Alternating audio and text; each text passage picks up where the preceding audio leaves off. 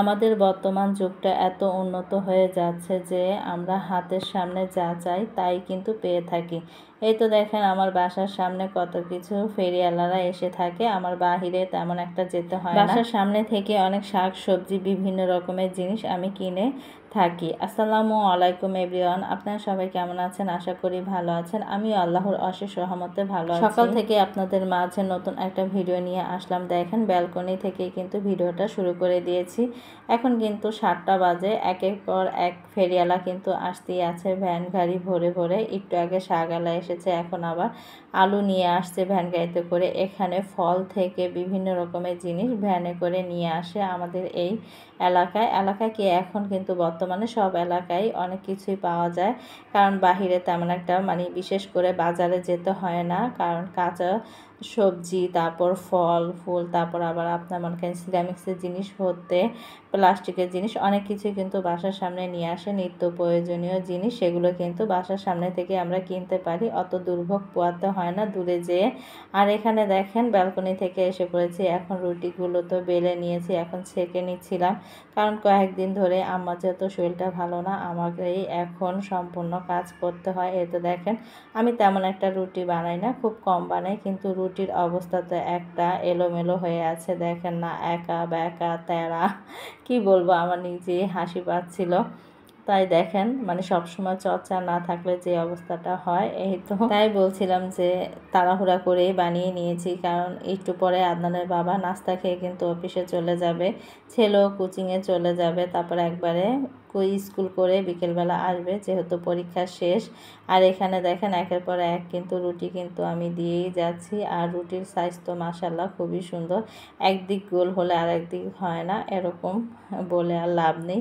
আর এমনই আমার সাথে যেহেতু আমার মা আছে, তাই সব সময় মনে করেন বেশিরভাগ সময় মাই এক একটা করে থাকে, আমি খুব কমই মনে করেন রুটি বানিয়ে থাকি।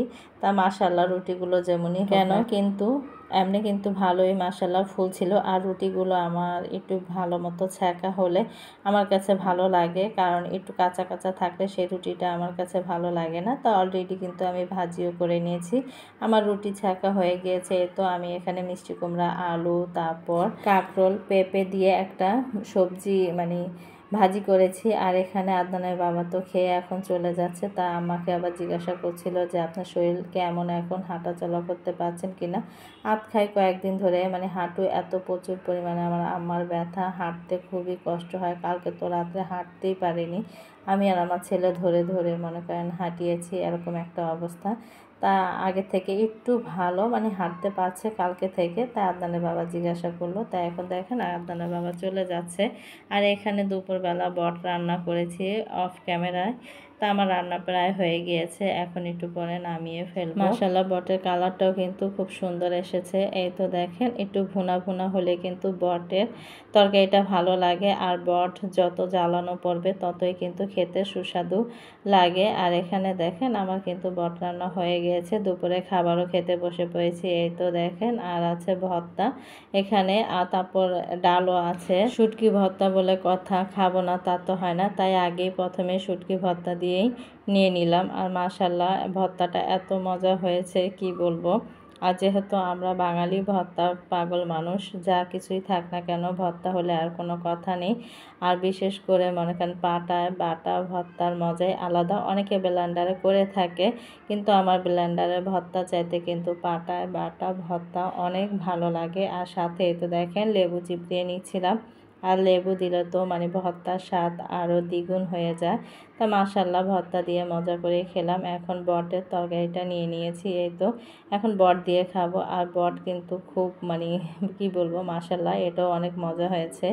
আর ভুড়ি তো আমরা সবাই পছন্দ করি, আর এটা হয়েছে কুরবানি ঈদের ভুড়িটা এটা ছিল, তা এখন আর নিয়ে শেষ, একবারে রান্না করে ফেলেছি। আর খুব মজা হয়েছে, কি বলবো বলার ভাষা নেই। কুরবানির জিনিস যাই খাই না কেন সবই মনে হয় অনেক মজা লাগে, এরকম ওটার মতো মজা আর বরকত অন্য কোথাও নেই।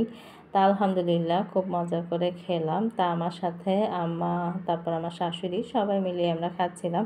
আদনান স্কুলে চলে গিয়েছে, আদনান আমাদের সাথে নেই, ও এসে আবার বিকেল 5টা বাজে খাবে। আর এখানে দেখেন সন্ধ্যার সময় আমি নাস্তা বানাচ্ছি। এখানে আমি মুরগির বুকের অংশ মানে যেটা ব্রয়লার মুরগির বুকের অংশটা আমি কিমা করে নিচ্ছি। আর এখানে আমি অনেক ময় মশলা ব্যবহার করেছি। এখন সুন্দর করে মনে করেন কিমা করে নিচ্ছি, কারণ আজকে মাংসের পুলি পিঠা বানাবো। আর অতএব ছোট ছোট করে বানাবো না, বড় করেই মানে একটু বড় বড় সাইজের বানাবো। যেহেতু আমরা 5 জন সদস্য ঘরে, আমার শাশুড়ি যেহেতু আছে, তাই মনে করেন যে 5টা বড় বড় সাইজের কিমা পুলি পিঠা বানিয়ে নেব। কারণ এটা হয়েছে একটা সন্ধ্যার ফাঁকিবাজি নাস্তা। ছোট ছোট করে বানালে অনেক সময় লেগে যাবে, এত সময় আবার আমার নেই, কি বলবো। তাই বড় বড় করেই বানিয়ে নিচ্ছিলাম। আর এখানে দেখেন বড় সাইজের রুটি বানিয়ে নিচ্ছিলাম, কারণ বড় বড় করে যেহেতু বানাবো এই কারণে। আর এখানে বেলে নিচ্ছিলাম। আর কি বলবো যে রুটিগুলো গোল হচ্ছে না, এরকম একটা অবস্থা। তাই কোনোরকম করে একটু গোল করেছি। এখন এই তো মুরগির কিমাটা দিয়ে দেব। এখন কিন্তু পরিমাণে একটু বেশিই দেবো, কারণ একটু যেহেতু বড় হচ্ছে এই কারণে। আর একজন একটা খেলে আলহামদুলিল্লাহ পেট ভরে যাবে। আর অতএব যেহেতু আমি পরে বয়সটা দিচ্ছি, একটা খেয়েছি তাতেই পেট ভরে গিয়েছে এরকম।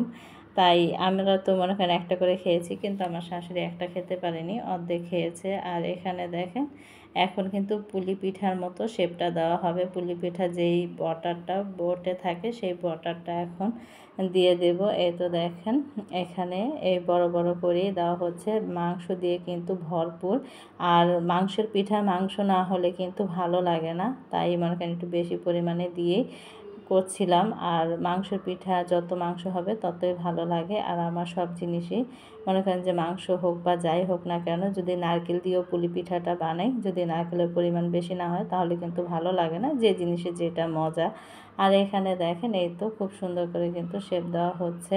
হয়তো হয়ে গিয়েছে, এভাবে করেই নিলাম। অতএব এভাবে আমি উল্টে বটে দিতে পারতাম, সেখানে আবার দেখা যাবে ভাজতে গেলে মাংসগুলো হয়তো খুলে পড়ে যেতে পারে। এই কারণে আমি মানে পুলি পিঠার মতো শেপ দিয়ে নিয়েছি। একটা বানানো হয়ে গিয়েছে, এই তো দেখেন আর একটাও বানিয়ে নিচ্ছিলাম। এক এক করে কিন্তু আমি 5টা রুটি বানিয়ে নিয়েছি। আর এই পুলি পিঠার মতো এই শেপটা দিতে কিন্তু খুবই ভালো লাগে। এই প্যাঁচটা দেখেন খুব সুন্দরভাবে কিন্তু হয়ে যায়, আর ছোটার সম্ভাবনাও থাকে না। তাই প্রত্যেকটা পুলি পিঠার এরকম করে শেপ দিয়ে দিয়েছি।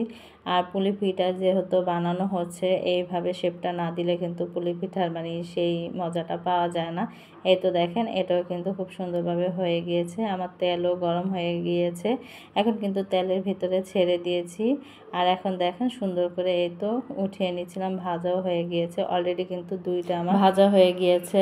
এখন মনে করেন এক এক করে উঠিয়ে নিচ্ছিলাম। এই তো 4টা, আর একটা হলে আমার ভাজা হয়ে যাবে। আর অলরেডি কিন্তু সবগুলোই আমি ভেজে নিয়েছি। এই তো দেখেন ফাইনাল লুক। আর সস দিয়ে খেতে কিন্তু অনেক ভালো লাগে, আর প্রচুর পরিমাণে গরম ছিল।